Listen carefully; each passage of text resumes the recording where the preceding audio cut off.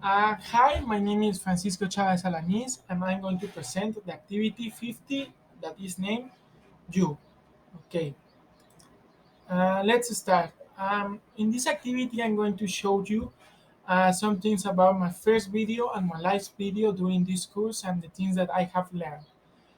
In the first video, I was a recruiter for a major company and I was trying to persuade people into applying to my company. That means that I was doing a persuasive presentation to try to make the people want to enter in my company.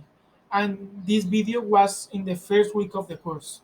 And the last video, I selected a topic that I knew very little about and I made an informative presentation about it. And this last video, I didn't know anything about the topic, and this last video was 1 week ago. And now I'm going to talk about some qualities and abilities that I have learned during this course. First, I speak naturally. That means that the people can think that I am a native English speaker. That's very good. Also, I knows about the subject or appears to do so. That means that I try to show to the public that I'm an expert in the topic. That's so good too.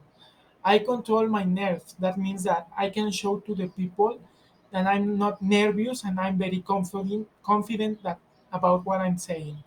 I emphasize the relevant topics. That means that I try to speak louder when I need or slower when the words have to. I include introduction and conclusion in my presentation because the people need to know what I'm going to talk about during the presentation and what I have learned or my conclusion of the presentation. And I control my non-verbal language. That means that I can show to the public that I can transmit emotions or something relevant to the public just with my non-verbal language. Then I want to pass to the good things and bad things that I have learned during this course. The first one is I find easy to use visualize. Now I know how to create a good presentation, how to use the image or the graph to say something. I have lost my nerves about speaking in public because no matter if you are so good in the topic, if you cannot speak in public, you are not going to do a very good speech. I control my ideas and do not get lost in the subject. That means that I'm going to be concentrated in the topic that I want to say, and I'm not going to lose in other topics. And my non-verbal language also conveys something. That means that I can show to the public that if I'm angry, I can show that to the public. But if I'm a little bit sad, I'm going to speak slowly, and the people is going to notice. And my presentation usually reach the objective. And some of the bad things, I'm looking away from the public. Sometimes my eyes try to see other parts of the public, and that's not good.